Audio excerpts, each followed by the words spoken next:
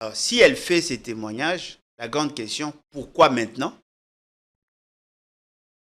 Parce que moi, personnellement, cette question-là, je ne me la pose plus. Je sais que Kabila est le fils de Laurent Désiré Kabila, mais je n'ai pas de précision s'il est réellement le fils biologique. Alors, il a assumé la fonction de président de la République. Il n'est plus en fonction. Est-ce que son témoignage ne suffit pas à dissiper tout le doute, tout doute raisonnable que vous pourriez avoir? Bon, je donne du crédit. Elle fait ce témoignage aujourd'hui, c'est après ses enquêtes dans la région de Fizi, où elle a rencontré le villageois. Elle dit dans l'interview, même elle, le personnage de Kabila l'intriguait aussi. Non, bon, voilà. Elle a mené les enquêtes. C'est ce qui l'a poussé à mener les enquêtes. Elle va rendre publiques ces enquêtes-là. Ça va nous aider à avoir l'information. Mais je ne vois pas l'opportunité aujourd'hui.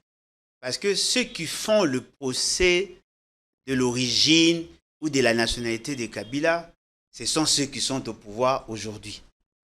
Voyez-vous, le jour où ils ne seront pas au pouvoir, ou les jours où Kabila ne sera plus au pouvoir, on n'en parlera plus. Parce que Kabila, il est du passé. C'est déjà passé. C'est-à-dire que ce qui est important, c'est de voir l'avenir.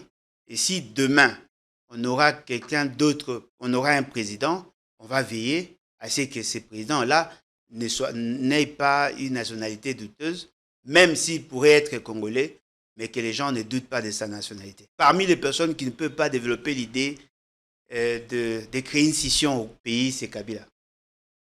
Parce qu'il va effacer toute son histoire. On peut tout dire, il est l'un des cogéniteurs de la 3e République. Dans cette constitution, il n'y a que lui dont le nom est repris là. C'est-à-dire, l'unité d'aujourd'hui, la République d'aujourd'hui, c'est la République des Kabila, si on doit le dire vulgairement. Alors, donc, il ne peut pas combattre ce qu'il a construit. Donc, il a toutes les raisons de défendre l'ordre constitutionnel, de défendre l'unité nationale, parce que tant qu'il y aura unité nationale, on se souviendra de lui. Mais s'il y a scission... Vous dites que tous les éléments, les ingrédients sont réunis pour cette soudanisation. Quelle pourrait être la goutte d'eau qui ferait déborder les vases? Les changements de la Constitution. Les changements de la Constitution. Les changements de la Constitution. Ça va nous précipiter. Bien évidemment. Des expériences personnalisées, uniques et inoubliables. Désirez-vous entrer dans une autre galaxie? Alors bienvenue à Joua Palace. Nous vous proposons 2 appartements spacieux offrant un salon convivial, une cuisine moderne et 3 chambres élégantes pour un quotidien serein, 2 salles de bain raffinées pour votre confort et votre bien-être. Pour vos linges, notre buanderie professionnelle est mise à votre disposition.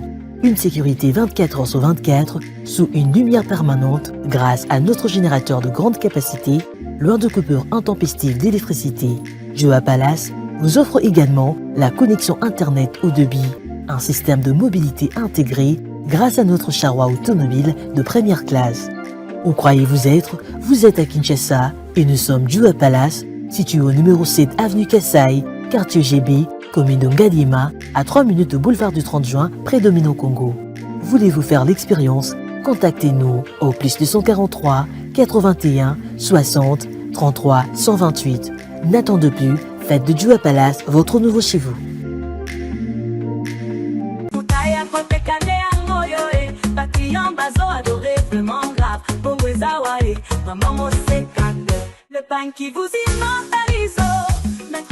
Moi, c'est congolaise, l'intemporelle, un pain d'exception, symbole d'élégance et de raffinement, conçu avec amour, imprimé avec soin, façonné avec grâce pour sublimer chaque femme. La signature ultime de la femme congolaise, authentique, noble, inoubliable. Portez Moissy congolaise et élevez votre allure à un niveau supérieur. Un pain qui se porte en tout temps, en toute confiance. Et en ce mois dédié à la femme congolaise et africaine, sentez-vous encore plus belle, encore plus forte, en Moissy congolaise.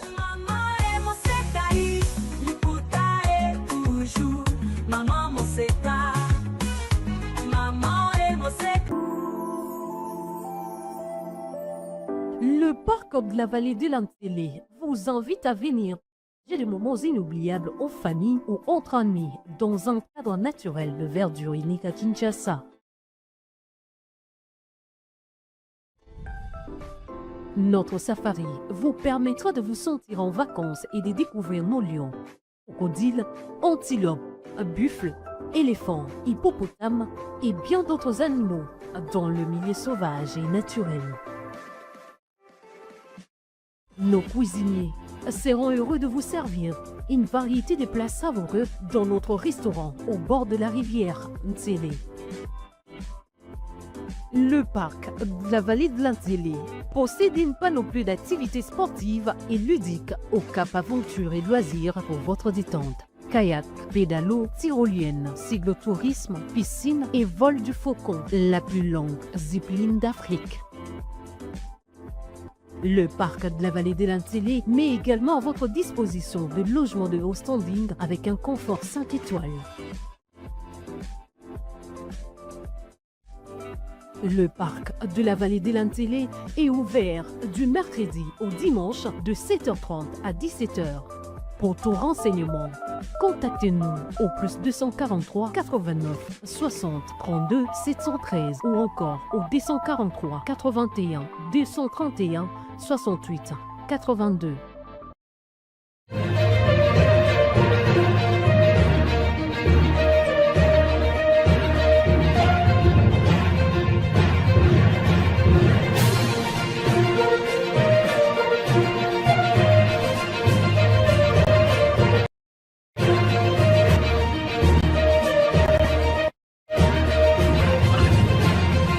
Merci mesdames et messieurs, nous sommes très heureux. Merci de votre fidélité renouvelée à ces programmes. Vous êtes bien entendu sur Politicon, vous tombez au bon moment car l'actu est brillante et on va essayer de la décortiquer de fond en comble avec un poids lourd qu'on n'a pas tout le jour, mais lorsqu'il décide de répondre volontiers à notre invitation, on passe le meilleur moment des télés, comme on aime bien le dire. Et vous êtes donc... vous arrivez donc au bon moment et on va parler de beaucoup de choses avec lui. On parlera de la situation à Kinshasa, on parlera de la situation sécuritaire dans l'est de la Plomokatu du Congo et les deux récentes sorties médiatiques de l'ancien chef de l'État Joseph Kabila, l'une qu'il a accordée à Libre Belgique et l'autre tout récemment à The News York Times. Allez, quels sont les no-dits de ces deux sorties médiatiques? On y reviendra largement avec Alain Bolodjoa Libola, président national du parti politique Lèvons-nous et bâtissons. Et puis l'autre regard sera porté sur la conférence de gouverneurs qui s'est tenue récemment dans la province, dans la ville de Kikwit. On y reviendra largement à prendre tout le contour de cette conférence de gouverneurs et que pourrions-nous retenir justement de ce qui s'est passé loin de Kinshasa, une énième conférence, mais pour quels résultats à l'avenir? Ce sont là des questions qui auront leur réponse avec Alain Bolodjoa. Et puis, on va chuter justement avec les dialogues qui profilent à l'horizon. Qu'est-ce qui nous empêche d'évoluer? On a l'impression que tout patine. Et les accords de Washington peinent pour l'instant à donner tous leurs résultats. Il y a même l'ancienne journaliste, la célèbre journaliste Colette Brackman qui est revenue là-dessus en comparant les deux types d'accords, l'accord avec le Chinois et l'accord avec Washington récemment entériné en décembre 2025. Elle a donné son point de vue et sur ce plateau, on essaiera de voir le point de vue des langues congolais les plus prisées, le plus en vue au cours de des 10 dernières années. Je parlerai. Alain Bolodjoa, soyez les bienvenus. Comment la santé, comment allez-vous? Merci en tout cas pour l'opportunité.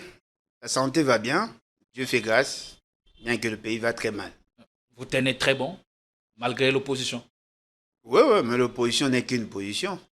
L'opposition n'est pas un mode de vie. Quelle différence entre l'opposition d'aujourd'hui et celle d'hier? Il n'y a pas assez de différence, sauf peut-être en termes d'objectifs opérationnels.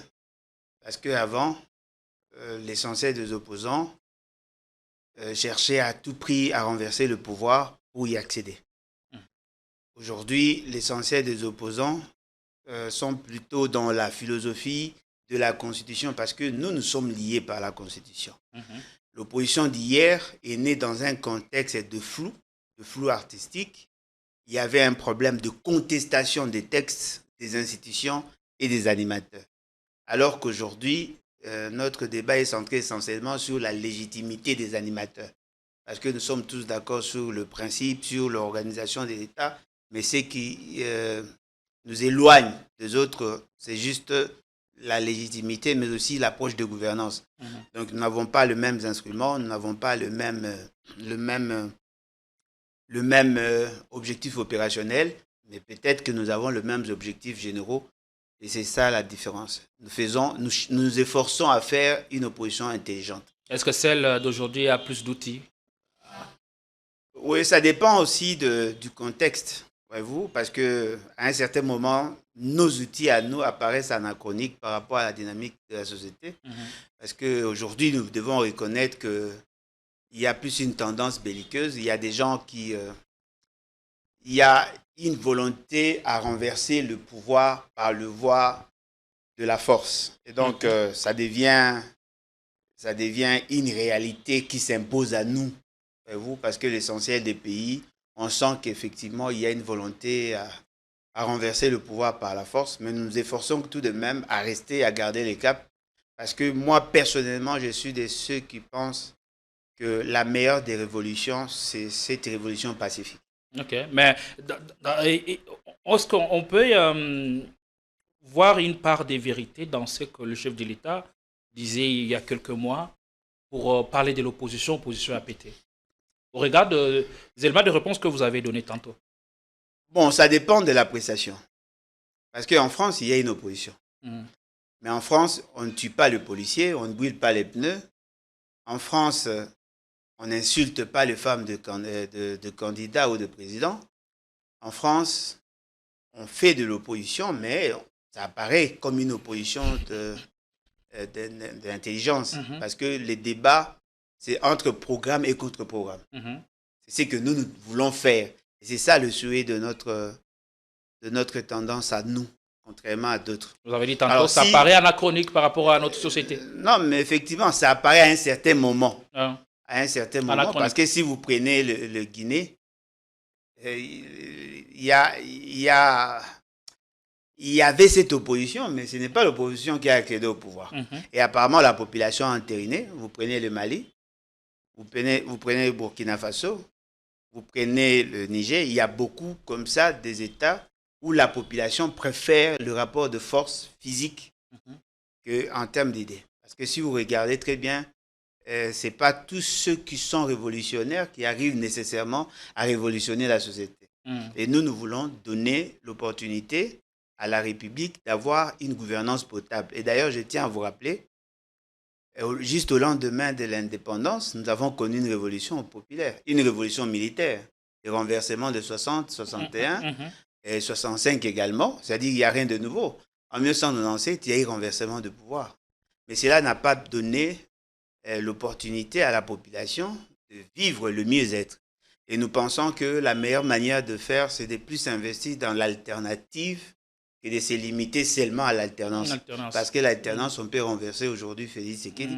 Heureusement pour nous, personne ne va succéder à Félix Tshisekedi. Crédible passe par quoi aujourd'hui? On a l'impression que l'opposition n'est pas coordonnée. Elle semble être aux abonnés absents. À en croire le propos du président Félix Tshisekedi, opposition et APT. Il n'a jamais plus tard, aujourd'hui, c'est Peter Kazadi qui revenait sur le débat autour du changement ou de la modification de la Constitution, affirme Pessari que tout va se passer au niveau du rapport de force sur le terrain. Bon, ces types-là, ces messieurs-là, déjà, moi, Je le considère comme un licencié mal formé. C'est-à-dire, il n'a pas... Donc parce qu'il a donné son point de vue qu'il est devenu... Non, même au-delà de ça, formé. je ne sens pas l'intelligence en lui, en fait.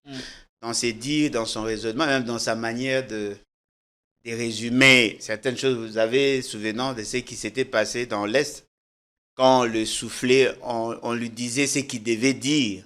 C'est-à-dire qu'il n'a pas une capacité à... La vidéo était réelle. Une capacité de synthèse. La vidéo était-elle réelle ou on a fait recours à l'IA? Non, c'était passé à la RTNC. Peut-être vous ne le savez pas, je vous informe. C'était passé à la RTNC. Ça, ce n'est pas à moi que vous devez poser cette question. C'est-à-dire que c'est quelqu'un qui n'a pas été bien modelé, il n'est pas pondéré. Et vous devez savoir que le principe édicté dans la société n'a pas besoin de rapport de force. C'est juste un problème de consentement et d'acceptation. C'est comme aujourd'hui, quelqu'un vous dit « je vais violer ma maman ». Parce qu'en face de moi, aucun de mes frères ne pourra arriver à me l'interdire. Non, ce n'est pas parce que vous êtes fort que vous allez le faire. C'est parce que justement, vous êtes fou. Parce que ce que vous voulez faire, c'est interdit. Vous ne pouvez pas dire à la population, voilà, nous allons changer la Constitution parce qu'en face de nous, il n'y a personne. Non. La Constitution, c'est un ensemble de principes édictés et c'est cette Constitution qui régente la société. Si vous allez la changer parce que vous êtes plus fort, eh bien, vous devez tout faire pour toujours être fort parce que le jour où vous devenez faible, les autres aussi viendront pour la changer. Et à force de changer la Constitution, c'est une manière d'imposer la nudité à votre maman. C'est-à-dire que l'État congolais a mis au monde cette Constitution avec douleur. Nous avons eu à dénombrer plus de 8 millions de personnes, 8 millions de morts pour avoir cette Constitution. En réalité, des hommes conscients devaient se poser la question, pourquoi devons-nous revenir à la case de départ, même si nous sommes forts aujourd'hui, mais l'absence de la Constitution va créer un autre type de l'opposition. Donc vous reconnaissez implicitement que le rapport de force est important. Non, mais attendez, le rapport de force de quoi? Parce que vous voulez m'amener dans le banditisme politique. C'est-à-dire que vous pensez le rapport de force, c'est-à-dire que je dois prendre les armes et aller combattre. Non, ce n'est pas ça le rapport de force. Le rapport de force dans une société démocratique, c'est la force des arguments. C'est la force de l'argument. Ce n'est pas la force physique. Ce ne sont pas les hommes forts qui gèrent le monde. Vous avez parlé tantôt du consensus, mais déjà dans la démocratie, il y a déjà un consensus dedans. Il y a démocratie. Mais pourquoi parle-t-on de démocratie consensuelle alors? Non, si déjà la démocratie sous-entend point de vue divergent, mais unité dans la diversité. Et chacun reste campé sur ses idées. Non, le problème, c'est que dans la démocratie, c'est la loi du plus grand nombre. Mais dans une démocratie consensuelle, on considère même l'opinion de la minorité, et justement pour trouver les justes milieux. Ok. Voyez-vous, ça c'était une idée de génie, parce que justement, quand certaines personnes parlent de la démocratie, nous sommes majoritaires, nous devons nous imposer. Mais dans une démocratie consensuelle, on lève certaines options en faveur de la minorité, quand même qu'elle n'a pas le droit de s'imposer. C'est ça la beauté de notre démocratie. Alors, pourquoi on laisse la latitude à la minorité? Non, mais la minorité, c'est justement parce que nous avons besoin de maintenir l'équilibre sociétal et la préservation de ce que la Constitution appelle des diversités. C'est-à-dire nous voulons l'unité dans le respect des diversités et particularités positives. C'est ça, en fait, la philosophie de cette Constitution qui n'est pas comprise par ceux qui sont au pouvoir. C'est-à-dire que quand vous gagnez, il faut toujours tenir compte de la minorité. C'est comme ça que vous voyez, par exemple, à l'Assemblée nationale et au Sénat, chaque fois qu'il y avait la mise en place du bureau, on prévoyait toujours 2 postes pour l'opposition. C'est-à-dire qu'on voulait faire coexister et ceux qui sont majoritaires et ceux qui sont minoritaires dans une forme de dialectique pour permettre à ce que la démocratie se vive. C'est cela la démocratie consensuelle. C'est ça en fait la démocratie consensuelle. C'est-à-dire qu'on donne la latitude à une minorité d'avoir droit à la parole alors que le principe est le principe de poids numérique. Donc, ça pour dire qu'aujourd'hui, même si quand même l'UDPS est le parti le plus prépondérant, ne peut pas s'imposer prépondérant par rapport à quoi? Il faut donner les indicateurs. Je parle de la prépondérance institutionnelle. Non, par rapport à quoi? Par rapport à quoi, vous voulez dire quoi? Oui, mais par rapport à quoi? Parce que quand vous parlez prépondérance institutionnelle, c'est parce qu'ils ont un président ou parce qu'ils ont la majorité au Parlement? Non, ils ont la majorité au Parlement. Ils n'ont pas la majorité au Parlement. Ils casent presque toutes les institutions du pays. Non, mais effectivement. Ça, c'est indéniable. Non, mais attendez. L'UDPS n'a pas 20% de sièges à l'Assemblée nationale. L'UDPS n'a pas 20% de sièges aussi. Mais ils en ont la majorité. Non, ils n'ont pas la majorité. Ils ont coalisé avec les autres. Mais c'est les partis ayant plus de sièges. Première force politique. Ayant plus de sièges que d'autres. Il faut préciser. Mais ce n'est pas la première... Ce n'est pas la première force politique parce qu'aucun parti n'est plus fort que les autres. Okay. Jusque-là, l'UDPS n'a jamais atteint des 150 sièges. Et peut-être je vais vous surprendre, l'UDPS n'a pas 100 sièges. Ils ont créé leur mosaïque, ils ont créé ce qu'ils ont appelé le mosaïque, c'est-à-dire ils ont créé des micro-partis justement pour se doter plus des députés. Le projet de société de l'UDPS n'a pas convaincu l'essentiel des Congolais. L'UDPS n'a pas un ancrage national, comme d'aucuns le disent. L'UDPS a une représentation nationale, mais pas d'ancrage national. L'ancrage, c'est décret comment? Non, mais l'ancrage, c'est-à-dire que sur les 145 territoires, vous avez la masse, vous avez pignon sur rue. Ce n'est pas le cas. L'UDPS recrute le mercenaire pour passer son message. L'UDPS, c'est la reine de rue.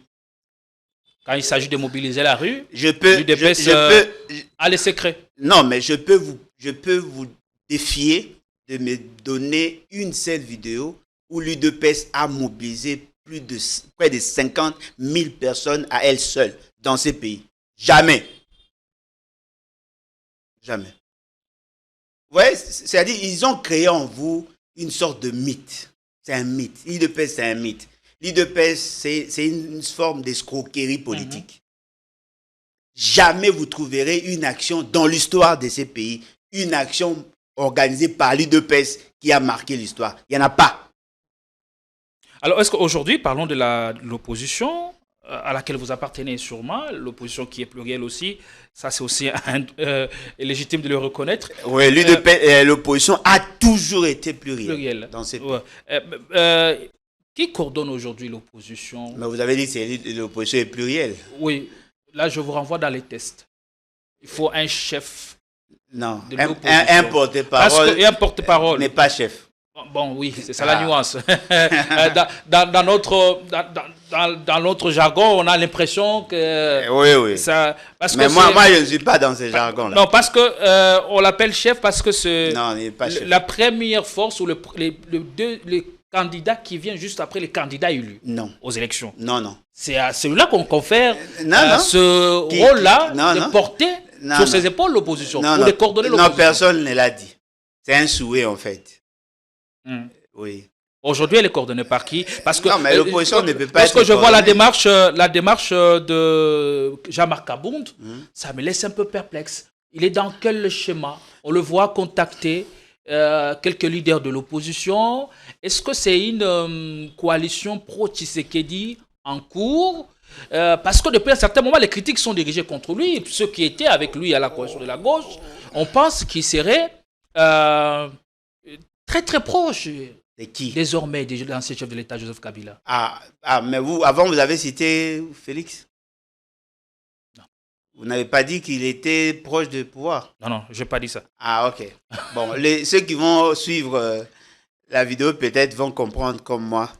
En fait, ce qui est vrai, c'est que le porte-parole de l'opposition n'est pas le chef. Parce que c'est lui qui porte la parole des autres ne peut pas être chef.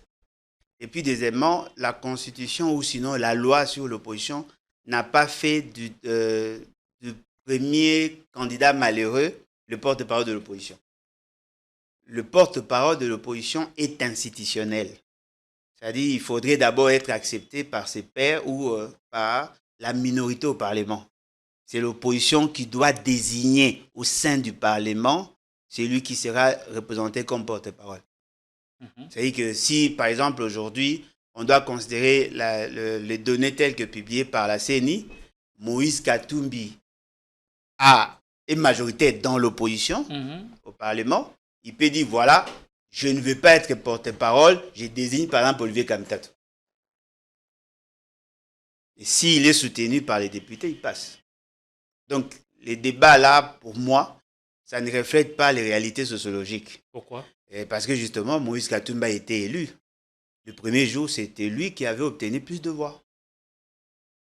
Et il n'a pas été proclamé. Et Félix Tshisekedi s'est décidé de proroger le vote, les opérations de vote jusqu'à 5, 6, 7 jours pratiquement, pour que cette fois-là, la CENI de l'UDP. Là, vous restez sur le mauvais côté de l'élection de 2023. Non, mais ce sont des évidences, vous voulez quoi? Si on avait publié le résultat des premiers jours, il allait gagner. Mais pourquoi on n'est jamais arrivé à avoir un porte-parole de l'opposition? Parce que je pense que ce n'est pas nécessaire. C'est juste une forme, c'est du formalisme en fait. On veut donner un sens. Et c'est lui qui avait conçu, proposé ces projets, avait l'intention justement de calmer les ardeurs de Jean-Pierre Bemba. On n'a pas besoin d'avoir un porte-parole de l'opposition, alors que nous reconnaissons en même temps que l'opposition est plurielle. Mais qui parle alors au nom de l'opposition? Non, mais pourquoi? Parce que l'opposition parle en France, qui parle au nom du peuple. Non, en France. Ceux qui sont au pouvoir parlent aussi au nom du peuple. En France, qui parle au nom de l'opposition. La personne habilitée à parler au nom du peuple, c'est celle qui a reçu mandat du peuple. Non. Mais quand l'opposition parle au nom du peuple, non. De qui avez-vous reçu mandat? Attendez. Qui vous a dit ça? Qui vous a dit que pour parler du peuple ou au nom du peuple, il faut avoir un mandat. Non, le mandat de quoi? Le mandat de quoi? Le mandat de parler au nom. Non, mais les députés ont le mandat. Que vous défendez. Les députés ont le mandat de parler du peuple au sein des institutions. Ouais. On ne leur a pas donné le droit. Ils ont reçu mandat. Non, au sein. Pour parler au sein des institutions. Mais ils ont ce mandat. Mais attention, alors les adhésions, ce sont des mandats aussi. Hein? Les adhésions au parti. Allez, commençons d'abord par le commencement. Mais voilà pourquoi je vous dis. Commençons par le commencement. Vous voulez faire une analyse sociologique sur base des données juridiques. Ça va vous Qu'est-ce que d'abord vous entendez par mandat? Non, mais le mandat, c'est-à-dire on vous transfère le pouvoir d'agir au nom de ceux qui vous ont transféré. Alors, cette opposition d'aujourd'hui qui parle au nom du peuple, de qui a-t-elle reçu mandat? Mais si je prends par exemple Moïse Katumbi, il a un parti qui regorge en son sein plus de 500 000 membres. Vous voulez qu'il parle au nom de qui? Parce qu'il a reçu mandat de la population. Qu'il parle au nom de sa base électorale, non, mais c'est la population. Sa population, pas au nom du peuple. Non, mais attendez, mais le peuple, qui a le droit de parler du peuple? Un président qui a triché aux élections? Ou des députés qui ont été cooptés? Non, ils ont été élus. Ah, mais voilà. Ils ont été. Non, c'est ce que vous dites. C'est ce que vous dites. Moi, je conteste la légitimité de ces élections. Je conteste la légitimité des animateurs des institutions. Mais cette opposition qu'on voit tout le temps sur le plateau télé, elle parle au nom du peuple. Non, parce mais qu'il faut rappeler, il y a même toute une loi sur le statut de l'opposition. Effectivement. Il y a... Et dans cette maintenant, on doit désormais identifier qui est opposant et qui ne le pas. Non, mais la définition est quoi? Se cacher derrière certains... Voilà. La définition est quoi d'après cette loi? Qui est opposant? C'est celui qui fait la politique. Il y a l'opposition institutionnelle. Non, mais c'est lui qui fait la politique et qui ne reconnaît pas la gouvernance en place. C'est ça. Alors, si quelqu'un qui fait la politique et qui ne reconnaît pas le pouvoir en place, qui ne soutient pas la gouvernance... Reconnaître la gouvernance ou ne pas être d'accord avec le projet porté par le gouvernement. Non, n'est pas parce que vous avez parlé tantôt des projets, des contre-projets. Non, mais effectivement, n'est pas reconnaître, c'est cela, la véritable la vie et culture démocratique. N'est pas reconnaître la gouvernance, cela sous-entend que n'est pas soutenir le projet de société. Parce que le projet de société, ce sont les intentions. Mais les actions qui sont menées, si on ne reconnaît pas, on ne soutient pas, on est au Mais sur le plateau télé, vous venez avec quel contre-projet? Oh, mais quand vous me posez des questions, je vous réponds. C'est ça mon contre-projet. Même quand tout Posez-moi semble des questions sur le bien gouvernement. marcher, l'opposition... Mais ça peut bien marcher. Déjà, quand on dit opposition, vous avez toujours un œil radical. Non, mais la radicalité, ça, c'est votre conception, c'est votre manière à vous de voir les choses. Si on est intransigeant par rapport au respect des normes et de la Constitution, si vous considérez que c'est ça la radicalité, je préfère être radical. Parce que le contraire de la radicalité, c'est quoi? Parce que généralement, ici, il y a toujours de confusion en termes de concept. C'est-à-dire, si vous n'êtes pas radical, vous êtes républicain. Apparemment, la radicalité n'est pas dans la République. C'est quand même ridicule. Nous sommes de l'opposition, nous sommes pluriels. Chacun de nous est porteur d'une vision qui cherche à distiller ou à faire consommer à la population. M. Jean-Marc Abound, en tant qu'animal politique, il a l'intention de rencontrer ses pairs, d'échanger sur certains points et éventuellement dégager un consensus de l'opposition. Peut-être dans l'idée d'organiser des actions ou sinon dans l'idée de faire le contrepoids de ceux qui sont au pouvoir. Il est en droit de le faire. Alors si les gens pensent qu'il serait derrière M. Kabila ou derrière M. Félix Tshisekedi, oui, il peut être derrière Kabila. Il ne doit pas être sûr de convaincre tout le monde. On a l'impression que sa dernière sortie médiatique sur TV5 l'avait trahi. Non, mais attendez. Vous savez que deux fois, quand on me pose des questions sur des faits historiques, ça me fait apparaître comme si je soutenais Kabila. Mais vous savez que je ne vais pas le soutenir. Deux fois, quand je prends position par rapport à la situation de la guerre, d'aucuns pensent que je soutiens Félix. Ça, c'est un autre cas. Pour lui, voilà. Il était même parmi les invités devant participer au conclave de Nairobi. Oui, mais on sous-entend qu'il serait devenu très très proche de l'ancien chef de l'État. Non, mais il peut être proche de Kabila, mais rien ne vous indique qu'il est avec Kabila. Il peut être très proche. Non, mais il peut être proche de Kabila sans nécessairement être avec lui. C'est possible. Et sa démarche participe de quel plan? Il rencontrait même si je le savais, je n'allais pas vous le dire. Parce que c'est lui qui nous a approchés. Et c'est à lui de communiquer. Vous l'avez aussi rencontré? Oui, il est venu, on l'a reçu. On l'a reçu, on l'a écouté. C'est son projet, c'est son idée. C'est à lui de communiquer là-dessus. Au cœur des échanges, de quoi s'agissait-il? Mais voilà, vous me posez la même question. Hein? C'est lui qui a le monopole de ce qu'il sait, de ce qu'il veut. C'est à lui de communiquer, ce n'est pas à moi. Parce qu'on ne doit pas continuer à faire la politique sensationnelle. À chaque fois, on doit vous dire ce que l'autre a dit. C'est lui qui a le monopole de la connaissance de ce qu'il a dit. Nous l'avons écouté, nous lui avons donné la possibilité de s'expliquer, de s'exprimer. Il a dit ce qu'il pense. Et nous avons retenu les grandes lignes, nous avons communiqué là-dessus, mais pour le reste, c'est à lui de voir. Qu'est-ce qui unit l'opposition d'aujourd'hui, d'après vous? Pardon? Qu'est-ce qui unit l'opposition d'aujourd'hui? Bon, on a beaucoup de similitudes. Déjà, la question du changement de la Constitution doit préoccuper tous les Congolais conscients. La question de la gouvernance, parce qu'aujourd'hui, il faut reconnaître qu'il y a une gouvernance. Est-ce que vous avez la même lecture ou vous êtes dans le schéma de... Non, le problème n'est pas d'avoir la même... Pour qu'il ne puisse pas briguer un second mandat. Le problème n'est pas d'avoir la même lecture, mais le problème est d'avoir le même système de valeurs. Voyez-vous? Déjà, toute l'opposition et l'essentiel des Congolais conscients ne voudront pas que l'on change la Constitution pour permettre à un individu, et président de fait soit-il, à demeurer au pouvoir. Là, on est dans les procès d'intention. Non, c'est rien de tel n'a encore été Si, ça a été dit. Assumez-vous. Par qui? Non, mais plusieurs. Qui? Attendez, Félix Tshisekedi veut changer la Constitution. Lui-même l'avait dit. Pour adapter le... Non, il a parlé aussi du changement de la Constitution. Oui. Voilà pourquoi il a commencé à attaquer cette Constitution. Les adeptes de Félix Tshisekedi disent qu'ils veulent changer la Constitution pour qu'il soit maintenu au pouvoir. Il n'a pas contredit ce qu'ils ont dit. Ce qui veut dire, ils ont l'intention C'est leur point de vue, il n'est pas obligé de venir le contredire.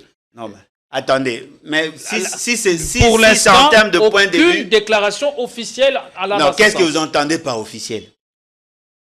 Si c'est leur point de vue, c'est-à-dire qu'on doit obtempérer ou respecter. Mais quand quelqu'un avait posé la question si quelqu'un d'autre était marié ou pas, c'était son point de vue, mais il est en prison.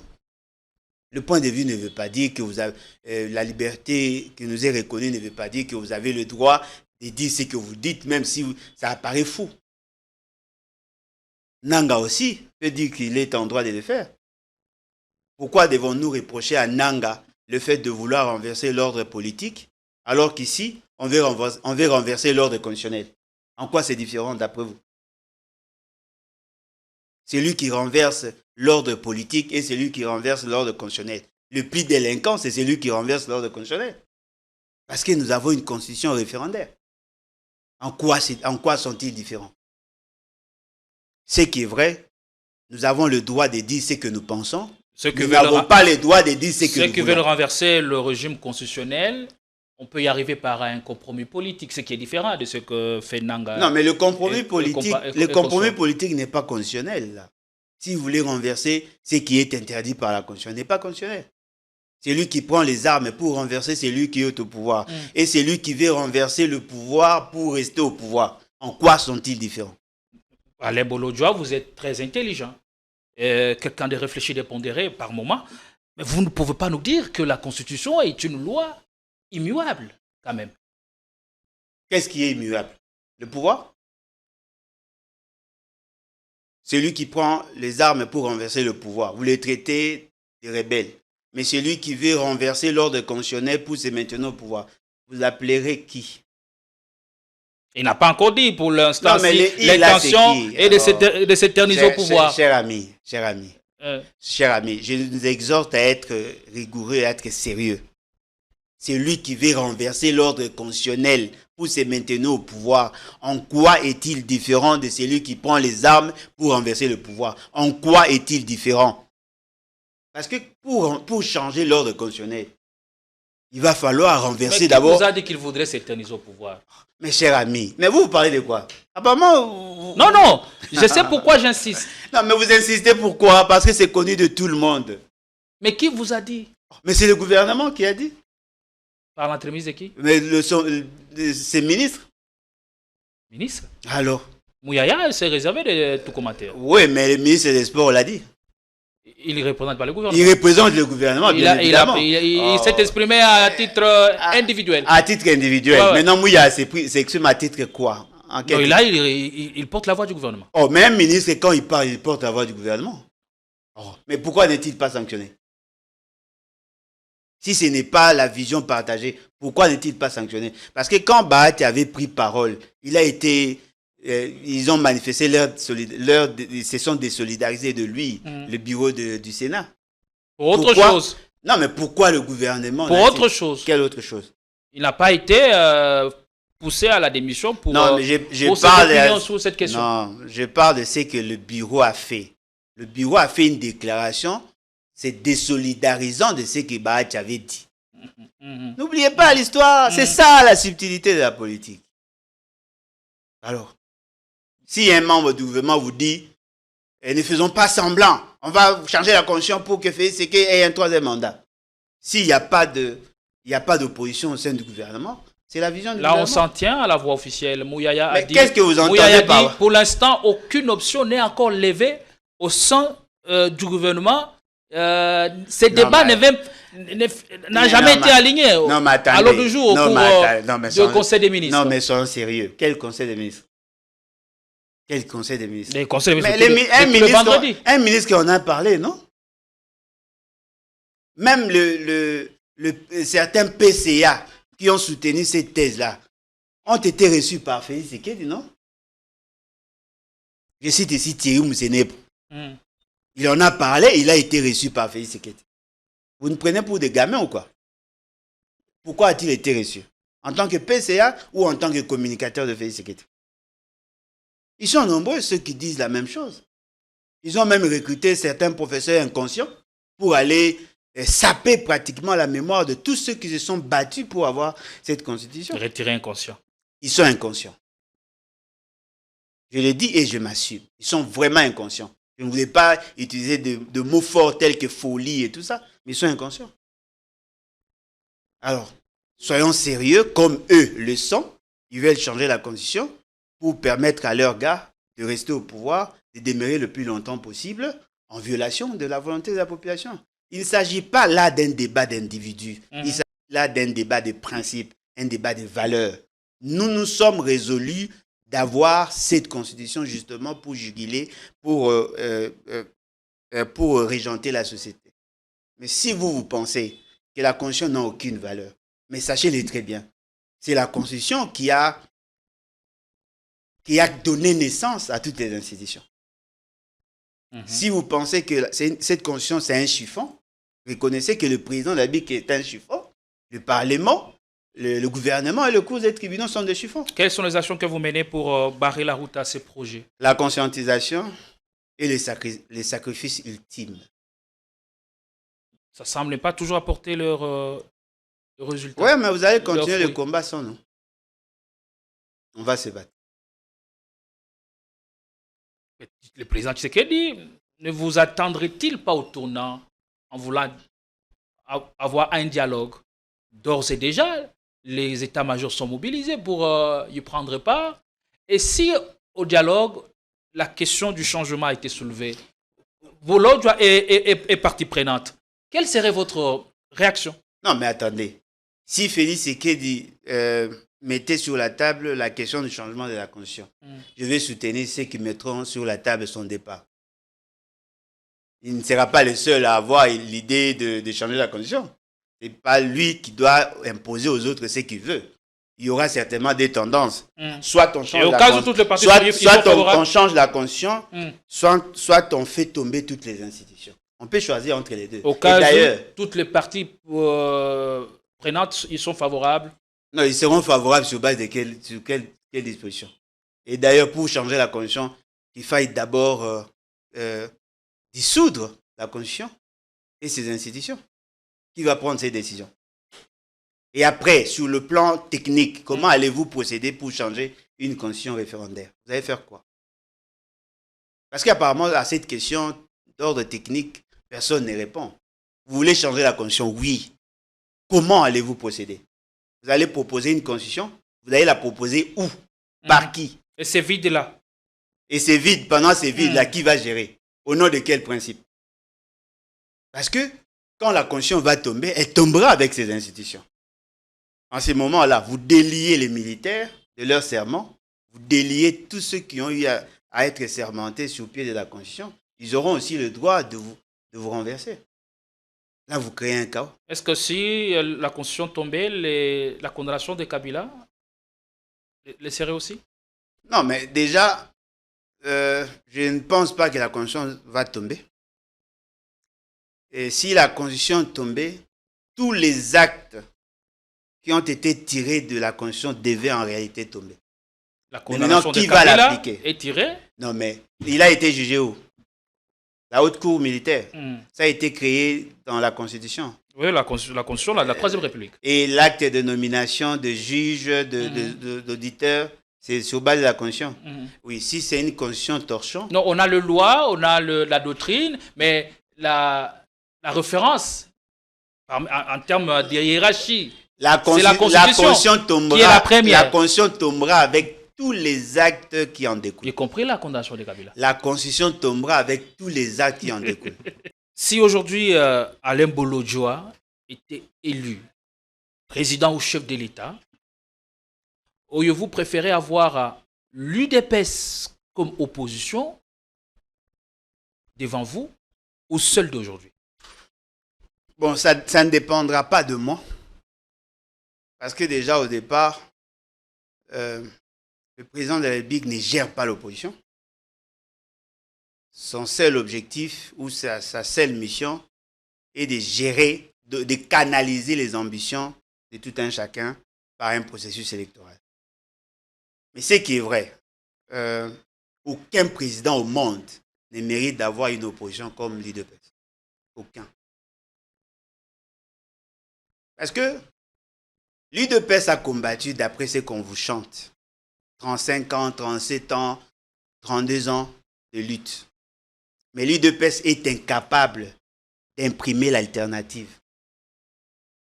Parce que, après la gestion, vous devez vous rassurer de la circulation de l'élite, permettre à la société de continuer de vivre sans vous. Et fort malheureusement, l'UDPS n'est ni en quantité, ni en qualité un bon parti. Vous pensez que la meilleure opposition, selon vous, serait celle d'aujourd'hui? Est-ce qu'elle est-elle à même de vous pousser à aller au-delà de vos limites? Bon, quand vous avez une opposition qui fait de contre-propositions ou de contre-programmes, si vous êtes intelligent, vous avez été bien formé, modelé, parce que Félix Sekei est de la génération spontanée de l'opposition, de la politique. Il est né dans une maison d'un politicien, mais il est devenu politicien après des années, il n'a pas été modelé. Mais si vous êtes politique et qu'à côté de vous, il y a l'opposition, parce que l'opposition, ça fait le contrepoids. L'opposition alerte aussi. C'est-à-dire que quand vous négociez, vous pouvez vous retrouver comme ça, vous négligez une virgule, mais l'opposition arrive à déceler vos faiblesses et ça vous oriente. Et d'ailleurs, ça arrive deux fois quand le pouvoir est acculé par l'international, un homme intelligent, politicien, opposant du pouvoir, peut aussi utiliser l'opposition pour se libérer de la pression internationale. Certains pays le font. C'est-à-dire, on vous fait pression pour céder quelque chose et votre opposition, comprenant les enjeux, l'opposition peut hausser la voix justement pour vous épargner. C'est-à-dire que vous pouvez travailler en osmose avec l'opposition sans nécessairement se heurter. Ce n'est pas le cas avec Félix Sekei. Justement parce que Félix Sekei est imbu de lui-même. Ce n'est pas le cas avec l'UDPS. Je préfère que vous ne puissiez pas individualiser les débats. On parle de l'UDPS, on ne parle pas du président. Non, mais attendez, mais l'UDPS, c'est Tshisekedi. Vous savez que l'UDPS a tenté de convoquer un congrès justement pour changer les statuts afin de combler les vides qu'il y avait par rapport à l'intérim. L'UDPS a été incapable de réviser ses propres statuts et son règlement intérieur. Mais elle prétend aujourd'hui être capable de changer la Constitution. Voyez-vous, c'est ça l'antinomie en fait. C'est-à-dire que moi je pense une bonne opposition, c'est une forme de stimulus pour le pouvoir. À chaque fois, quand vous posez des actes, parce que ce n'est pas le président qui gère au quotidien, c'est le gouvernement.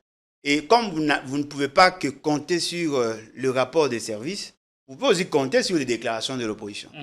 C'est-à-dire que vous voulez poser un acte, l'opposition critique, vous appelez vos gens, j'ai entendu Alain Bolodjoa dire ça. Donnez-moi un peu le dossier. Vous allez dire, ici il a raison. Il faut qu'on amende avant que cela ne soit. C'est le travail des services. Non, mais le travail aussi de la personne du président, il doit avoir la capacité. Il doit avoir la capacité parce que en réalité, moi, le jour où j'aurai la présidence de la République, j'aurai un service de monitoring dans mon bureau. Je dois commencer à suivre. D'ailleurs, Mobutu le faisait, même Laurent Désiré Kabila. Laurent Désiré Kabila a découvert Kamere grâce aux médias. Mobutu a recruté beaucoup de gens grâce aux médias. C'est-à-dire que vous pouvez faire ce monitoring, déceler le point fort et les faiblesses de votre politique suite aux critiques de l'opposition. Parce que l'opposition ne sera, quand je serai président, l'opposition ne sera pas mon ennemi. D'ailleurs, la cellule de communication, chaque matin, lorsqu'elle arrive au bureau, elle fait le monitoring de médias et fait un résumé qu'on soumet au chef de l'État. Il trouve le matin sous sa table déjà avec le résumé de l'actualité. Est-ce qu'il prend le temps de lire? C'est ça le problème. Est-ce que ceux qui écrivent traduisent fidèlement ce qui est dit? C'est ça aussi le problème. Parce que moi, j'ai rencontré des gens qui me disaient un type comme ça ne peut pas faire un bon témoignage de moi.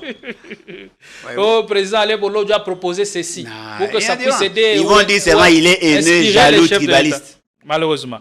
Allez. Avant d'aller plus loin ou de prendre la dernière sortie médiatique de l'ancien chef de l'État, Joseph Kabila, à The New York Times, il y a le témoignage qui fait vraiment rage sur le réseau depuis un certain moment, depuis 24 heures bientôt. Les témoignages de la célèbre journaliste du journal Le Soir de Belgique, Colette Brackman, qui est revenue sur un certain nombre de questions. Oui, ça c'est l'actualité au pays, il faut qu'on en parle. Il a parlé des accords entre la Chine et les États-Unis. Il en a donné son avis ou sa lecture. Et puis,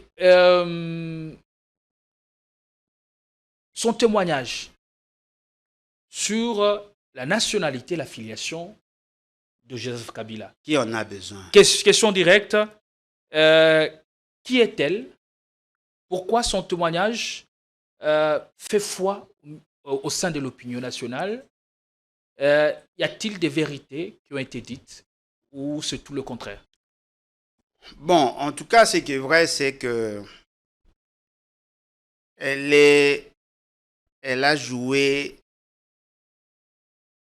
un rôle crucial dans la refondation de l'État. Chez nous, dans la région de Grand Lac. Chez nous. Elle est spécialiste sur des questions, comme on la présente souvent, de questions de la RDC, parce qu'elle était là. Elle a accompagné toutes les politiques. Moi, je l'ai connue plus pendant le règne ou la gouvernance de Laurent Désiré Kabila. Je ne sais pas si elle était là pendant que Mobutu était au pouvoir, mais moi, je l'ai plus suivie pendant que Laurent Désiré Kabila était là. Et elle a eu à faire à bénéficier des interviews de Laurent Désiré Kabila. Déjà, quand le RCD voulait entrer par le Congo, était entré par le Congo central, avant que les Angolais n'interviennent, parce que la partie était déjà tombée, et même Inga était déjà entre les mains du RCD, c'est grâce aux Angolais que nous sommes arrivés à recouvrer cette partie-là. Eh bien, elle avait accordé des interviews, elle a eu à bénéficier des interviews de Laurent Désiré Kabila, elle a eu à enquêter par rapport aux descentes de l'état-major là-bas.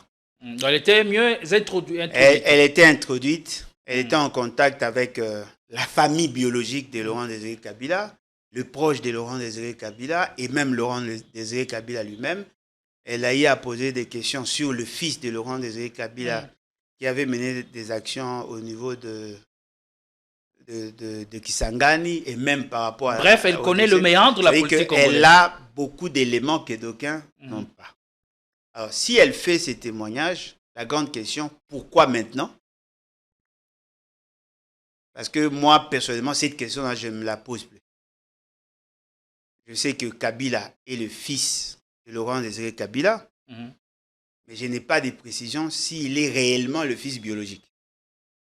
Alors, il a assumé la fonction de président de la République.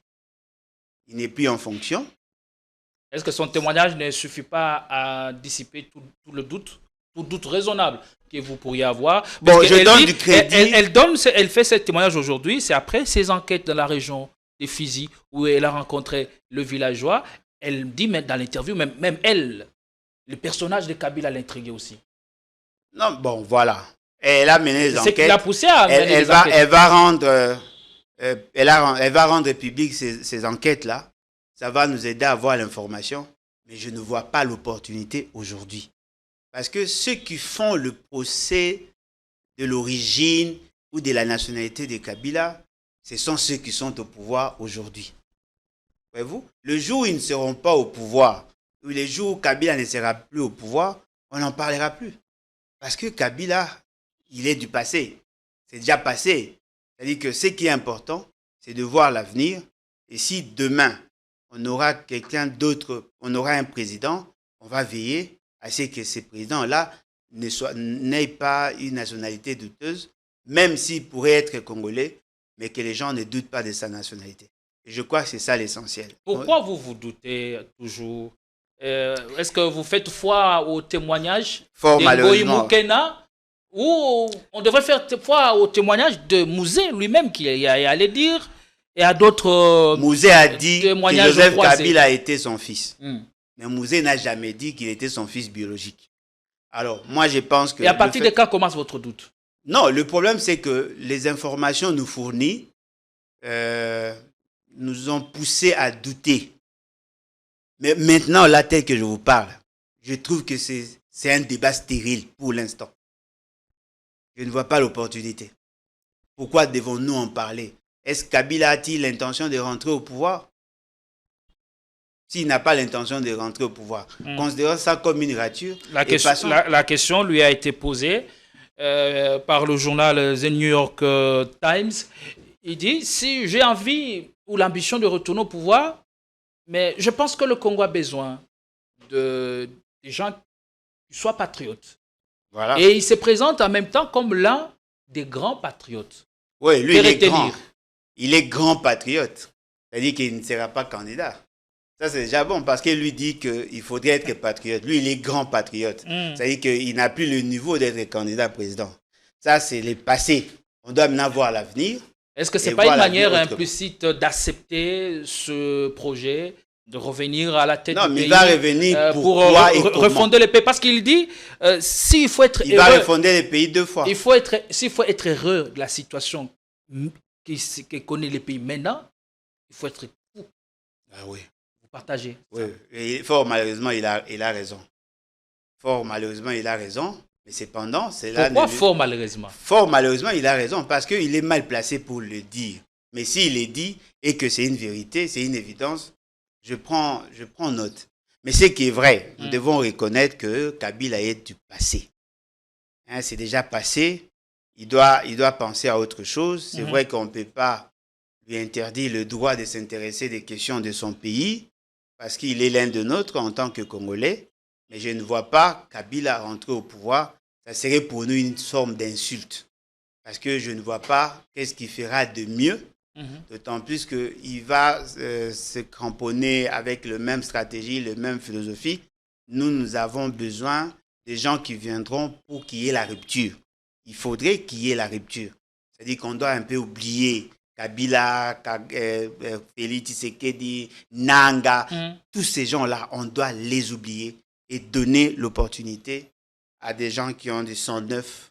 Est-ce qu'en lisant entre les lignes l'interview de Joseph Kabila, surtout quand il dit qu'il est très heureux d'être parti de la tête du pays, tout en gardant les pays aujourd'hui, tout en gardant les pays entiers par rapport à la situation d'aujourd'hui, il faut être donc fou pour être heureux. Et puis il dit le Congo a besoin des patriotes, des gens capables de le remettre véritablement sur les rails. Est-ce que, quand il parle de la cérémonie de passation civilisée du pouvoir en 2019, voulais-je dire, en lisant l'interview entre les lignes, vous sentez qu'il garde le pincement au cœur, qu'il a le remords ou le regret d'avoir été l'un des artisans de cette alternance même politique. S'il pouvait avoir un cœur dans un état végétatif, mais face à ce qu'il y a aujourd'hui, il doit faire son mea culpa. Il doit se reprocher, effectivement. Qu'est-ce qui lui est passé par la tête pour faire d'un monsieur comme Félix Tshisekedi président? Il en rougit. Non, mais voilà pourquoi j'ai dit, comment est-il arrivé jusqu'à ce point-là?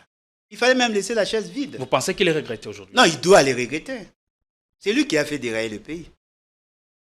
On ne peut pas remplacer Kabila par un monsieur comme Félix Tshisekedi. Le Congo méritait mieux. Mais lui, il a refusé le mieux. Parce qu'il voulait avoir le contrôle. On n'a jamais connu ce que vous appelez passation civilisée. Ce n'était pas civilisé. Et s'il s'était trompé? Non, mais si c'était trompé. Non, pas si. Il s'était effectivement trompé parce que son souci, c'était d'avoir un pantin. Mais il a semblé oublier qu'il y a d'autres théoriciens, d'autres philosophes qui ont dit « Donnez le pouvoir à des imbéciles, vous en faites des tyrans ». C'est ça en fait. C'est-à-dire, ne prenez pas n'importe qui en cherchant à faire de lui président pour que vous gagnez les rênes du pouvoir. Vous allez faire de lui un dictateur, un despote, un tyran. Alors, vous avez fait un mauvais choix. Vous devez vous assumer, mais cela ne vous donne pas le droit de faire encore un autre mauvais choix. Tournez la page. Il est dans quel choix? Non, pourquoi ne pas soutenir quelqu'un d'autre? Il est dans quel choix? Non, mais pourquoi ne pas soutenir quelqu'un d'autre? Parce qu'apparemment, dans vos dires, c'est comme s'il y a éventualité qui rentre. Donc vous n'avez pas lu l'interview? Non, deuxième non.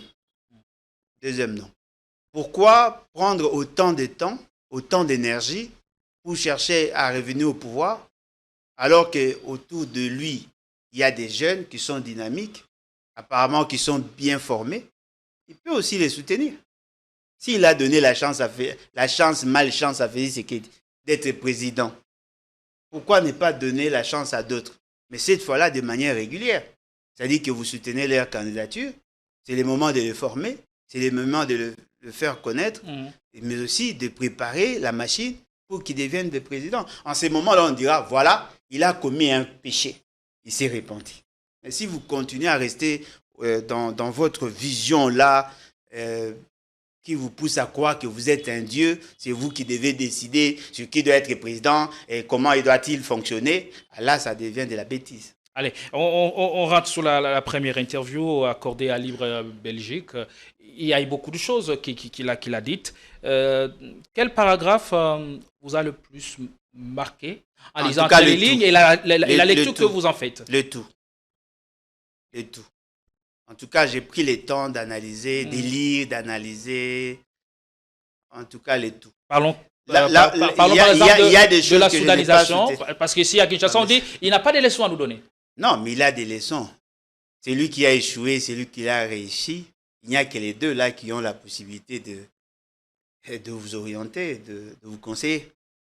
Comment voulez-vous quelqu'un qui a échoué dans sa vie ne puisse pas avoir des leçons à vous donner? Comment voulez-vous que quelqu'un qui aurait réussi dans sa vie ne puisse pas vous donner des leçons? Quelqu'un qui a échoué peut-il donner des leçons? Non, bien évidemment. Si lui-même en a tiré. Ah, mais bien évidemment. Ah, mais effectivement, parce que l'échec. Dans son cas, il en a tiré des leçons. L'échec, apparemment, oui. L'échec, c'est un moyen d'apprentissage. Voyez-vous? C'est lui qui a échoué, a des choses à vous dire. Si seulement on en tire de meilleurs renseignements. Non, mais effectivement, mais attendez. La situation que nous vivons aujourd'hui, Kabila l'a vécue. En 2001, en venant au pouvoir, il a trouvé le pays était éclaté pratiquement en 5. Il avait développé les réflexes de faire la guerre, mais il s'est rendu compte que par la guerre, on allait plus perdre que gagner. Il a privilégié le dialogue. Il a dialogué à plusieurs niveaux. Au niveau international, avec les puissances. Il a dialogué avec le pays de la sous-région. Il a dialogué avec les acteurs en présence. C'est-à-dire il a dialogué avec tout le monde. Mais à la fin, on a eu un pacte social. C'est pacte social qui interdisait aux gens de reprendre les armes. C'est ce qui a conduit à la transition. Et la transition a conduit à l'avènement de la Troisième République. Je tiens à vous dire, les tentatives de nous amener à la Troisième République ont commencé il y a bien longtemps. Mais ça a échoué toujours. La conférence nationale souveraine a été organisée dans ce sens-là. Pourquoi il avait échoué, d'après vous? Non, mais justement parce qu'il y avait les égos, il y avait un problème d'ambition démesurée. Et cela n'a pas permis à la République de tirer le bon côté de ce qui a été fait. Bien que moi, personnellement, je n'étais pas convaincu de la qualité, mais du moins, ça pouvait donner l'élan. Une certaine opinion pense que la plupart des opposants qui avaient participé étaient roulés par le régime de l'époque. Non, le problème, c'est qu'ils n'avaient pas compris qu'on ne pouvait pas faire coexister deux constitutions à la fois. C'est ce qu'on veut tenter de faire maintenant. Là. Et pourquoi aujourd'hui Kabou a dit nous faire revenir sur les travaux de résolution de la conférence nationale souveraine interrompue par le mouvement afdélien. Non, mais attendez. Afdélien? Oui, c'est ce qu'il a dit. Non, mais l'Afdélien. On était déjà sur la bonne lancée, sur la bonne dynamique. Qu'est-ce qu'il lançait? Et tout a été du coup arrêté par l'Afdel. Mais eux, ils ont soutenu l'Afdel. Si jamais l'Afdel n'était venu, les résolutions auraient produit leurs résultats. Non, mais c'est déjà ridicule parce qu'il a été mal formé. Ce qui est vrai, il faut reconnaître que... Ça. Non, mais je ne retire rien. Ce qui est vrai, il faut reconnaître que l'AFDEL n'a pas trouvé la constitution de la transition et la constitution de la conférence nationale souveraine. Voilà. Il y a quelqu'un qui prétend faire la politique, qui souhaite faire la politique, mais il n'a aucune idée sur l'histoire politique. Il dit que c'est l'AFDEL qui a arrêté l'AFDEL n'a pas trouvé la constitution de CNS. Non. L'AFDEL a trouvé la constitution de 1994. Ce n'était pas la constitution de 1992. Mais on était en voie vers la Troisième République, non, avec la constitution qui serait issue non, ce n'était pas de la conférence nationale. Ce n'est pas cette constitution qui était en application. Et même si c'était la constitution de la conférence nationale souveraine. Mais il y a plus de similitudes avec cette constitution que ce que vous dites. La constitution de la conférence nationale souveraine prônait pour quel régime politique? Parce qu'eux veulent faire la concentration de pouvoir. Mais il y a un fractionnement de pouvoir dans l'autre constitution. Le Premier ministre dépendait du Parlement. Le Premier ministre, c'est lui qui gérait au quotidien. Mais eux reprochent à cette constitution le fait d'avoir vidé la compétence du président de la République. Il faut qu'on rentre à un présidentialisme oui, fort. Ça c'est la constitution de 1967. La constitution des révolutionnaires. Voyez-vous? C'est-à-dire quand je vous dis que c'est un monsieur, en tout cas moi je me sens mal à l'aise quand vous me posez des questions sur ce qu'il dit. Je le trouve un peu léger en fait. Léger en quoi? Léger parce qu'il n'a pas la capacité analytique. Léger parce que quand il débite ces gens d'ineptie, apparemment il ne s'adresse pas à moi, il s'adresse peut-être au commun des mortels. Quand vous me posez des gens qui réfléchissent, des gens intelligents, je me dis, je peux apprendre quelque chose. Des gens intelligents, l'Union sacrée, il y en a qui, par exemple. Parce que vous avez tantôt Botan touche Peter Kazadi. Kabouya. Tout le monde, même Bata. Mais vous ne citez que de mauvaises qualités. Des intelligences à l'Union sacrée, il y en a qui, par exemple? Ça existe. Qui, par exemple? Ça existe. Qui? Non, mais ça existe. Par honnêteté, vous pouvez nous en citer quelques-unes. Quelle honnêteté? N'est pas en citer, ne fait pas de moi un homme malhonnête. Moi, je ne suis pas un agent de marketing. Il y a des gens intelligents. Quand ils disent quelque chose, vous pouvez tirer quelque chose. Fumutoto, par exemple. Alors, non, Fumutoto, c'est un courageux. Fumutoto, c'est vraiment un courageux. Qu'est-ce que ça dit? Ça dit que c'est un courageux. Il se cherche. Et les airs? Citer les gens intelligents. Vous avez eu un débat houlé avec lui, vous n'avez pas réussi à lui mettre un chaos. Non, mais c'est ça l'intelligence. Lui déjà qui confondait les concepts. C'est pas ça mon débat. Moi je pense Jacques Chabani, il est quand même bien qu'il soit incompétent, mais assez bon. Chilumbaï, Guy Mwadiavi. Chilumbaï, c'est qui encore? Guy Kabombo. Jean-Claude Chilumbaï. Les VPM de l'intérieur. De la défense plutôt. Qui? Guy Kabombo. Mwadiavi. Ah non. Non, mais pourquoi vous citez des gens comme ça? S'il y a des gens. Ancien ministre des Finances. Nicolas Kazadi. Oui, il est intelligent. Il est intelligent. Oui. Bien que. Il est intelligent. Ouais. Là, j'avoue qu'il est intelligent. Là, c'est une réflexion, une tête. Oui. Mais science sans conscience n'est que une des lames. Intelligence, donc, oui. Est-ce qu'il serait le seul parmi ceux qui sont venus de. Et d'ailleurs, il ne pouvait qu'être intelligent parce qu'il a changé autant d'universités. Est-ce qu'il est le seul à avoir bien étudié parmi ceux qui sont venus de non, il y a des gens intelligents, mais qui sont peu connus. Il y a des gens intelligents. Mais c'est un parti des courageux. Les intelligences, on les jette dans la poubelle. Déjà, Félix Eke a la phobie de l'intelligence. Il n'aime pas des gens qui réfléchissent trop. Lui, il a les temps. Est-ce que Moutou, à cause de la paix Maïele, mais au fil du temps, Maïele est comme dilué? Si. Ça arrive. L'intelligence, en fait, la connaissance a 4 niveaux. À 4 types de connaissances. Voilà, même sur la blogue, il peine. Ah, moi. On risque pas de finir l'émission. Mais la taxonomie de Bloom est ça 4 types de connaissances. Le balikambo, mais comme politique, nozangi. Okay.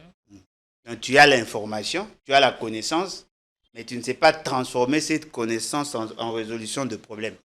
Ça arrive. Voilà pourquoi quand on enseigne, on tient compte de ces 4 types Etienne de Tshisekedi était connaissances. aussi intelligent, docteur. En tout cas, moi, je ne l'ai jamais classé parmi les hommes intelligents. Je le classe parmi les hommes courageux. Il a été courageux. Non, mais je n'ai jamais senti l'intelligence dans son discours, ni dans les... Il a déjà écrit, ne fût-ce qu'un dépliant. Vous avez une idée? C'est un docteur. Non, les dépliants. Pas les livres, je parle des dépliants. Vous avez déjà lu? Ne fût-ce qu'un dépliant.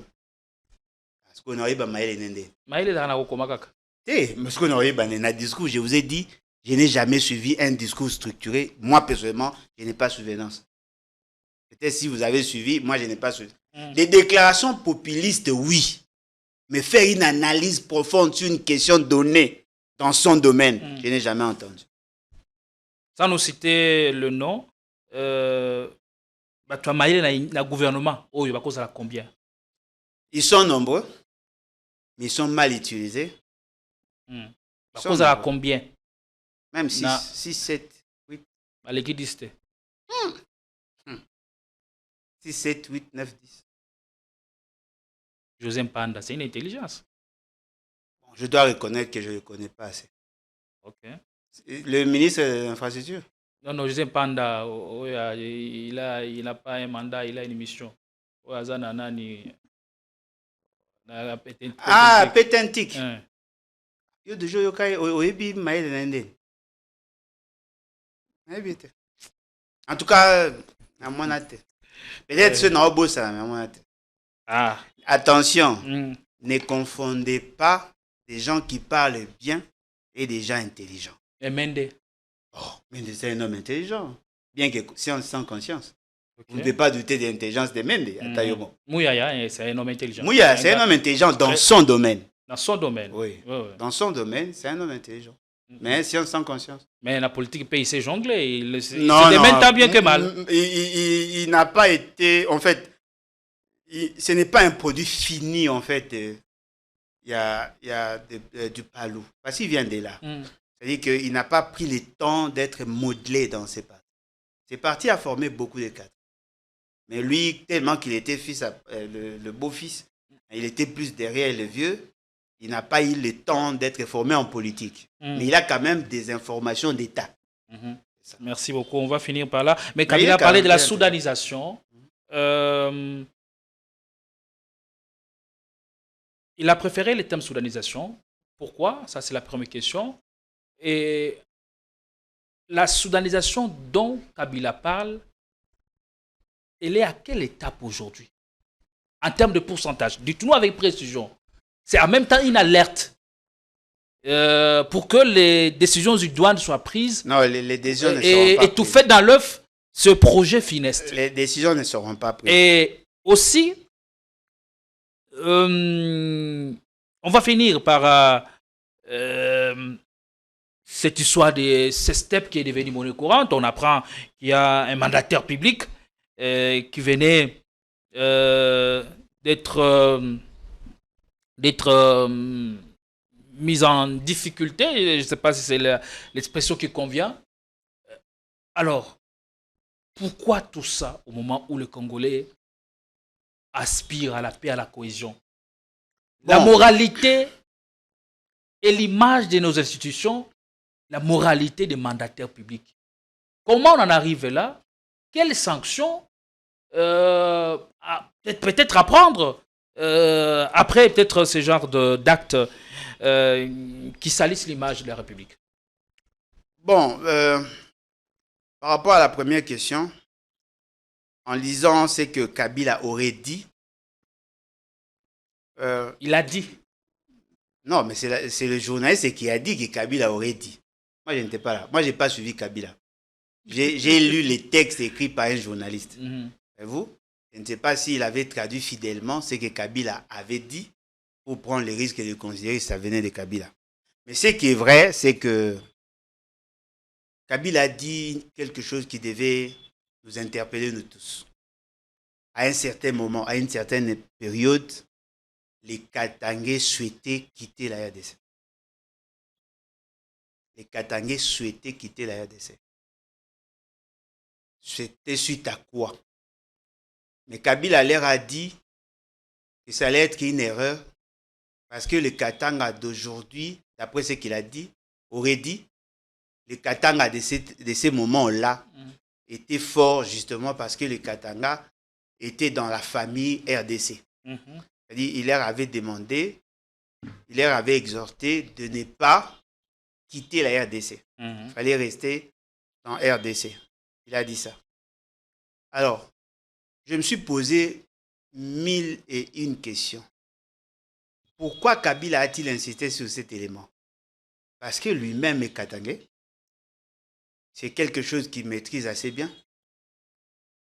Et pendant que nous parlons là, il y a une situation au Katanga. Il y a un groupe de gens qui ont pris les armes, qui revendiquent.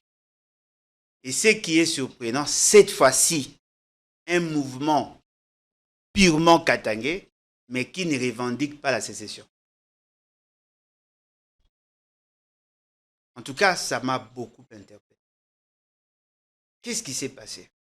On reconnaît les Bakatakatanga, mais cette fois-là, il y a un mouvement qui sévit dans la partie sud-est, mais qui prône pour l'unité nationale.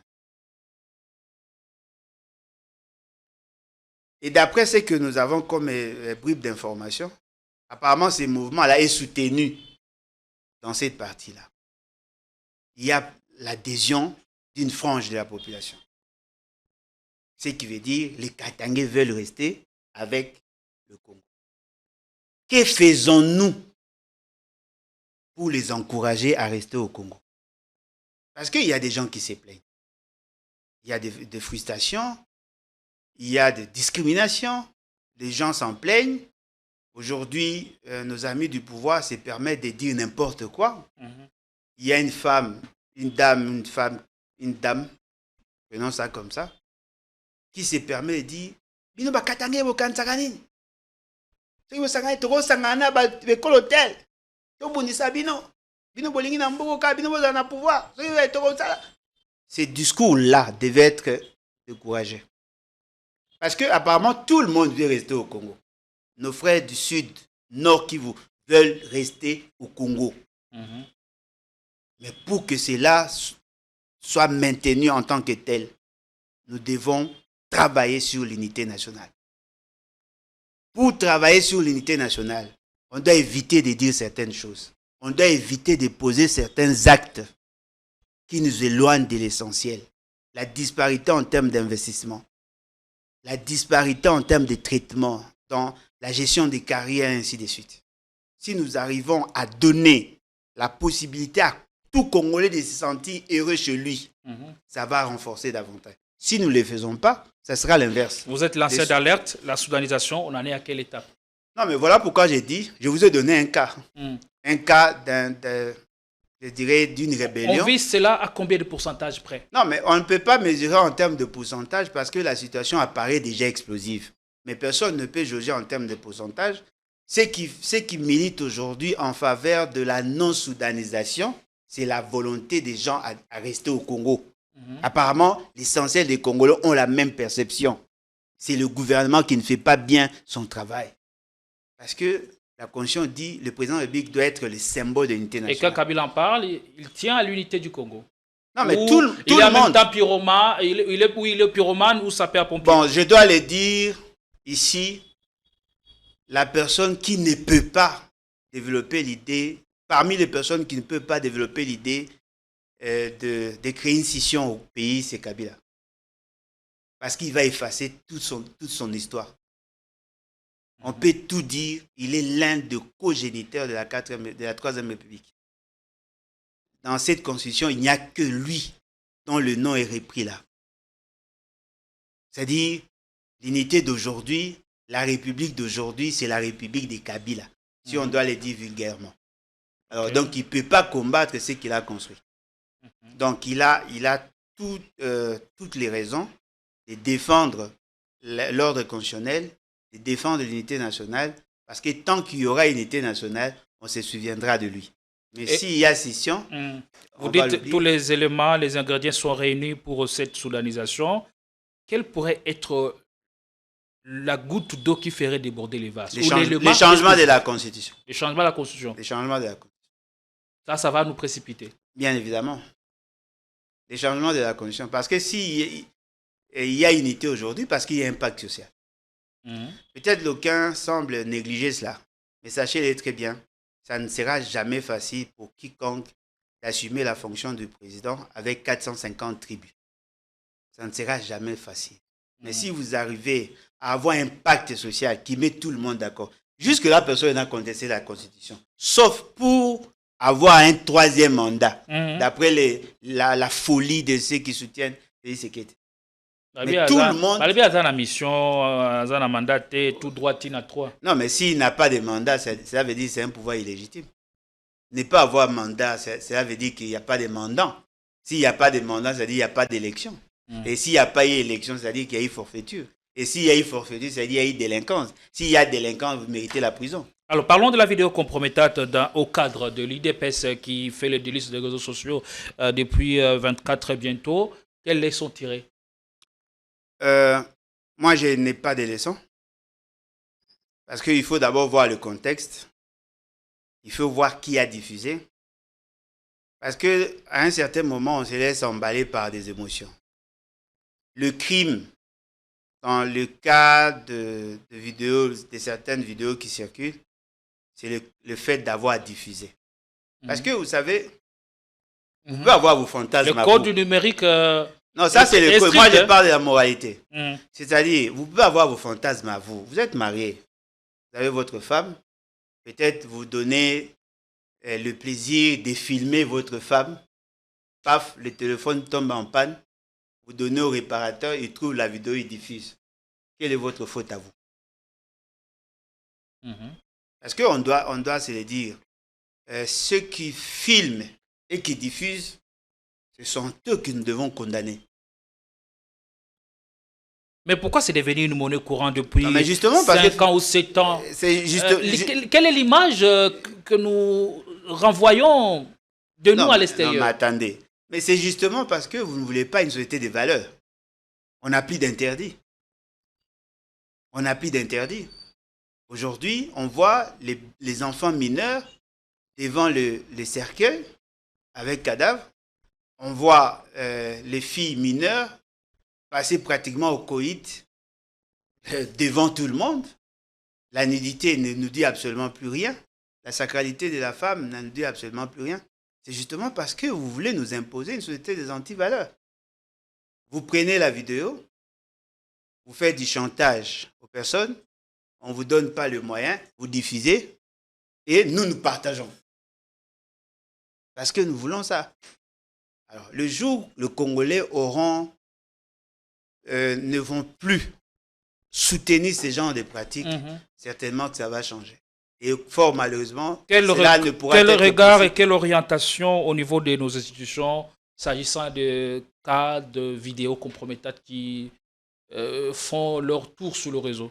Moi, déjà, de par ma religion, ma croyance, mon éducation, bon, pas mon éducation parce que mon papa était polygame, je pense que les hommes fidèles ne s'exposeront pas trop dans ces histoires.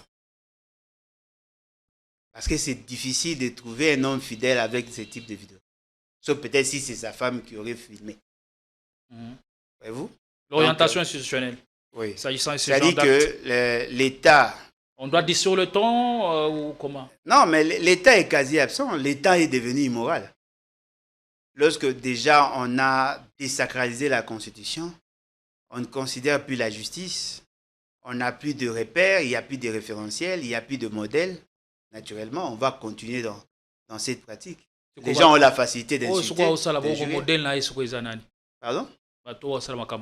Non, mais... Modèle à Bango Zanani. Non, mais attendez, mais il faut poser ça à Dissochoa. Vous me posez la question, moi, vous voulez que je réponde comment? Hein? Dissochoa là, des éléments. Madame Dissochoa est mieux placée. C'était ça son rôle, Madame Dissochoa. Hein? C'est elle qui détiendrait toutes les vidéos du monde. Moi, je ne suis pour rien. Et ça, en tout cas, ça ne m'intéresse pas. Donc, Oza président et Lokwambo Salami, ministre, par exemple, à quoi il Kawan. Oui. Comment vous traitez cette affaire? D'abord, le contexte. Ça a été filmé dans quel contexte? Et Puis, deuxièmement, je suspends pour raison d'enquête. Aussitôt diffusé? Non, pas aussitôt. Moi, je n'agirai pas par émotion. Par émotion. Non. Je dois d'abord analyser. On regarde le contexte. Si c'était avec votre femme, là, je vais trouver d'autres procédés pour faire partie, avec dignité. Mais si vous l'avez fait avec une autre femme, dans un contexte, tout ça, en ces moments-là, je vous suspends. Et si la politique s'y était mêlée? Non, mais bien évidemment. Mais vous pensez, généralement, ceux qui font du chantage aux politiciens, ils sont toujours proches. Heureusement, l'opposition n'est pas impliquée. Ça, c'est entre les gens de pouvoir. Mais c'est vraiment regrettable. Score à match na yo pona lelo. Tokopola, to gagner. Ah, ce que l'objet que Tokopola, on vous a sévi directement M23. Ah, ok. Donc, prière de donner un bon score. Ah, donc, vous me l'imposez. Je m'abstiens. Allez, on est arrivé à la fin. Merci. Nous pouvons souhaiter. Nous souhaitons. Pas pronostiquer. Nous souhaitons que la RDC gagne. Mais on doit souhaiter par rapport aussi aux préparatifs. Si on avait bien préparé le match, notre souhait aurait un sens. Mais si on n'avait pas bien préparé, parce que je me pose quand même des questions, les supporters qui sont déplacés, qui n'ont pas trouvé de visa, qui sont rentrés, et j'ai vu des gens qui ne sont pas supporters, mais qui sont partis. À un certain moment, je me pose des questions. Mais ce qui est vrai, si le Congo gagnait aujourd'hui, je vais voir le sourire de ces peuples. Parce que politiquement, dans la politique de tous les jours, il n'y a pas de sourire. Ne fût-ce que ça, voir le peuple joyeux, faire semblant d'être joyeux, ça serait une bonne chose. Allez, merci beaucoup. Menga, na écran prophétique, nanga na mona qui score à match wana. Mais je me réserve d'en donner le pronostic. 3-2 en faveur des... Je me réserve d'en donner le pronostic ou le score final. Mais, les aballes, hein? On le souhaite. Merci aussi. Moi, je veux voir le peuple être joyeux. Ouais, c'est important. Pour faire semblant d'être joyeux. Ouais.